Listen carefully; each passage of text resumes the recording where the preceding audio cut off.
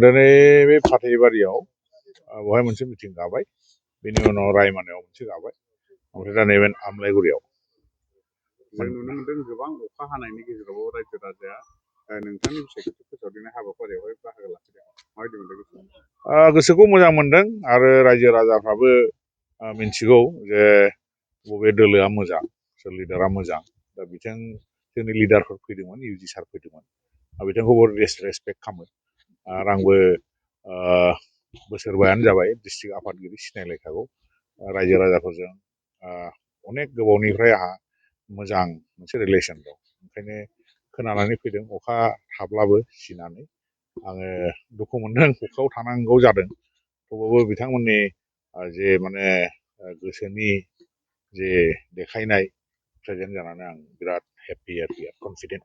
रायजो राजानिफ्राय माबायदि अनसायनाय मोनगोन ना मिजिंथिदों?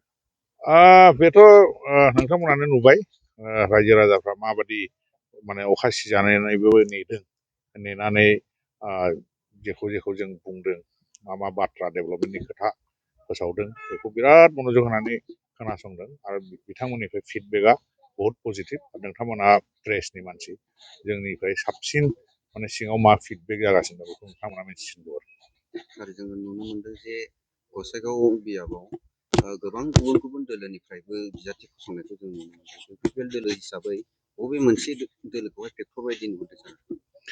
दा फेक्टरा जाहैबाय जोंनि दोलोआनो नाम्बार 1। बाद बाखिया जों बहाय आंनि हिसाबाव 3 कर्नार फाइट जागोन।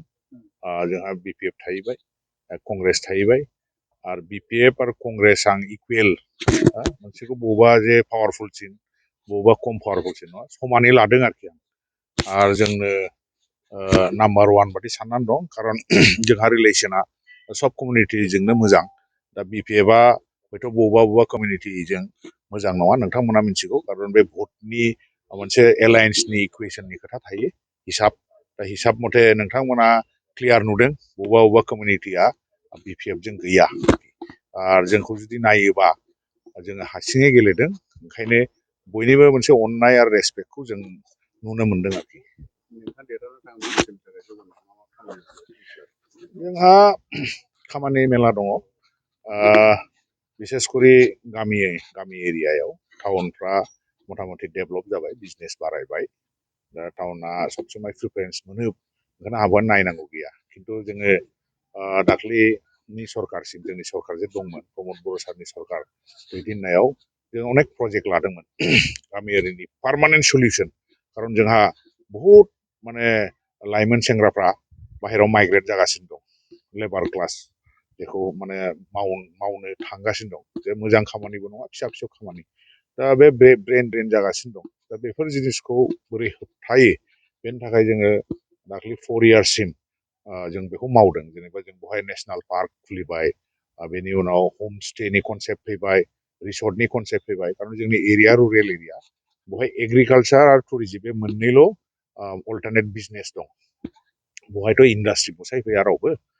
दा बेजोंनो अनेक एमप्लयमेन्ट जेनेरेट जागौमोन आरोखि। दा बे थांखिया दाबो आनफुलफिल्ड, ओमफ्राय ब्रेक जाबाय, माने बायबाय। दा बेनो माबोरै बायखो, बे दानि सरकारा बेफोरबायदि कनसेप्ट गैया। बेफोरबायदि कनसेप्ट थायोमोनब्ला बिथांमोना 17 बोसोर बेवहाय राजत्व खालामदों, बेहाय बेफोरखौ बानायनो हायोमोन आरोखि। बिथांमोना खुनु कनसेप्ट गैया। बे कनसेप्टखौ जों लाबोदों, खिन्थु दाख्लि बोरैबा भुल जानानै जोङो बे जे इलेक्सनमोन बेवहाय जेनदों, सरकार थायाखै। दा बेनि थाखाय जों बेखौ एसे दंबावोमोन, माने कन्टिनिउटि लाबोनो, बे फुलफिल जायाखिसै। बेखौ आं नाजागोन।